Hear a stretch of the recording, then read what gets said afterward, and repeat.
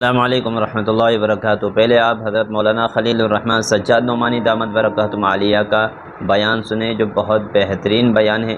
اس میں بہت کھل کر حضرت مولانا خلیل الرحمن سجاد نعمانی دامت برکاتہم عالیہ نے بات کہی ہے۔ آپ پورا بیان سنیں، اس کے بعد انشاءاللہ تذکرہ کریں گے۔ آج میں پہلی بار اس کی وضاحت کر رہا ہوں۔ پہلی بار مجھے بالکل نہیں یاد ہے کہ میں نے کبھی اس پہلو پر روشنی ڈالی ہو۔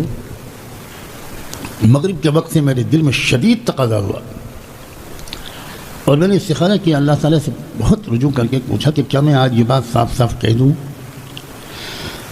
تو مجھے بہت شرح صدر ہوا کہ ضرور کہہ دو۔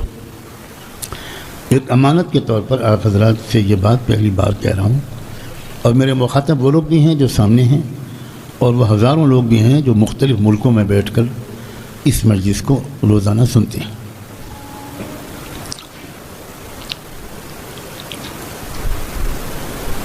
میں حجر اسود پر ہاتھ رکھ کر خانہ کعبہ کا پردہ پکڑ کر یہ قسم کھانے کو تیار ہوں کہ دنیا میں ایک بہت بڑی تبدیلی کا وقت قریب ہے، بہت بڑے انقلاب کا وقت قریب ہے۔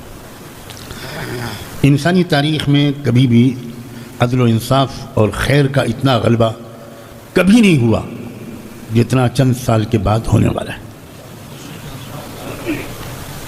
میرے جملے کو یاد رکھیے، پوری انسانی تاریخ میں پوری دنیا کی سطح پر امن و انصاف اور خیر کا غلبہ کبھی نہیں ہوا جو اب چند سال کے بعد ہونے والا ہے۔ اور اس سے پہلے لاکھوں کروڑوں مسلموں کو مسترد کر کے اللہ کافروں اور دجال کی فوج میں بھیجنے والے ہیں۔ یہ بھی سن لیجیے، زبردست چھٹائی ہونے والی ہے، اور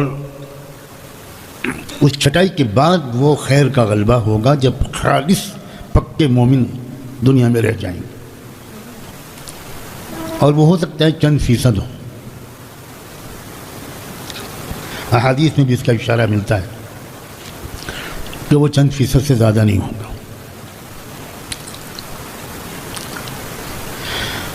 اور میں آج یہ بات پہلی بار کھل کر اس لیے کہہ رہا ہوں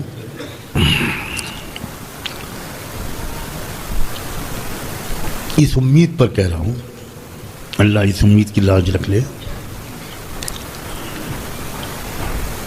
اور ان علماء کی گواہی کی بنیاد پر کہہ رہا ہوں جن کے علم و تقوی پر الحمدللہ مجھ کو پورا اعتماد ہے۔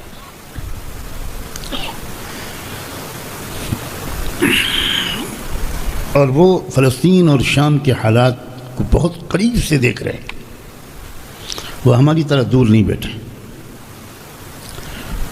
اسی سرزمین پر رہ رہے ہیں، اور وہاں کے جو دن بدن نئے حالات آ رہے ہیں ان کو وہ قرآن و سنت کی روشنی میں سمجھ رہے ہیں، BBC لندن اور CNN کی روشنی میں نہیں سمجھ رہے ہیں۔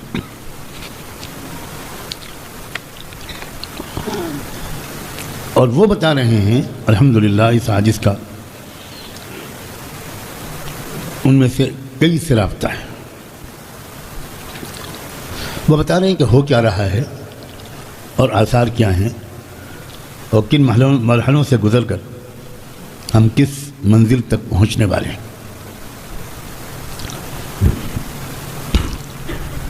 بہت سی حدیث میرے سامنے ہیں اس وقت، لیکن میں ایک حدیث صرف پیش کرتا ہوں، بہت سی حدیثیں ہیں الحمدللہ۔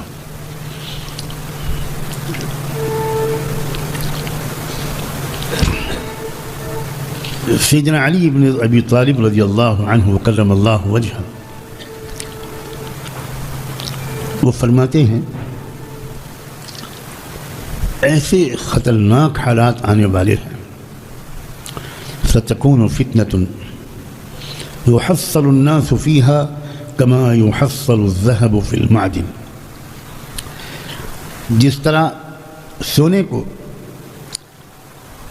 آگ میں رکھ کر تپایا جاتا ہے सारा मैल कुचैल और मिलावट जो कुछ उसके अंदर है उसको गंदगी की तरह बहा दिया जाता है, उस तरह इंसानों को सख्त आजमाइशों की आग में तपाया जाएगा।